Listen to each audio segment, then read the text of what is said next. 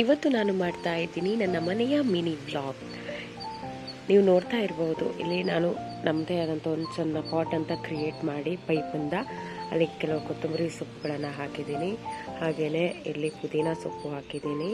ಇಲ್ಲಿ ಆಮೇಲೆ ದೊಡ್ಡ ಪತ್ರೆ ಅಂತ ಹೇಳ್ತಾರೆ, ದೊಡ್ಡ ಪತ್ರೆ ಗಿಡ ಇದೆ. ಆಮೇಲೆ ಇಲ್ಲಿ ಚಿಕ್ಕ ಚಿಕ್ಕ ಪಾಟ್ಗಳಲ್ಲಿ ಚಿಕ್ಕ ಚಿಕ್ಕ ಗಿಡಗಳು ಇವೆ. ಡಿಫ್ರೆಂಟ್ ಆಗಿರೋ ಗಿಡಗಳನ್ನು ನೆಟ್ಟಿದ್ದೀನಿ. ನೀವು ನೋಡಬೇಕು, ನೋಡಿ.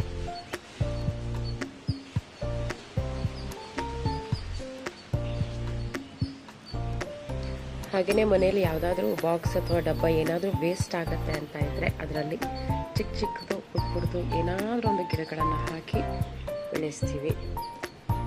ಆ್ಯಕ್ಚುಲಿ ಈ ಎಲ್ಲ ಕ್ರೆಡಿಟ್ ಹೋಗಬೇಕಾಗಿರೋದು ನನಗಲ್ಲ, ನಮ್ಮ ಅತ್ತೆಗೆ. ಹಾಗೆಯೇ ಇಲ್ಲೊಂದು ಕ್ಯಾನಲ್ಲಿ ಒಂದು ಗಿಡ ಇದೆ. ಎಲ್ಲ ನಮ್ಮ ಅತ್ತೆ ಇದೆಲ್ಲ ಗಿಡ ನೆಟ್ಟಿರೋದು ನಮ್ಮ ಅತ್ತೆ.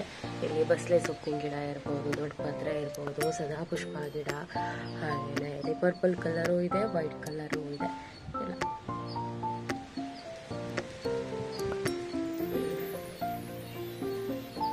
ಸರಿ, ಕೊತ್ತಂಬರಿ ಸೊಪ್ಪು ದೊಡ್ಡದಾಗಿ ಬೆಳೆಯುತ್ತೆ ಅಂತ ಬಂದರೆ ಚಿಕ್ಕದಾಗಿ ಬಂದಿದೆ. ಬಟ್ ಇದನ್ನು ಯಾವುದಕ್ಕೂ ಯೂಸ್ ಮಾಡೋಕ್ಕಾಗಲ್ಲ ಹೇಳೋದಾದರೆ.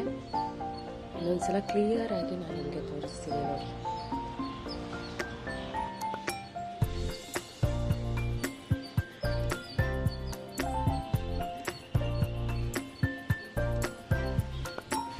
ಇದು ಟೊಮೆಟೊ ಗಿಡ.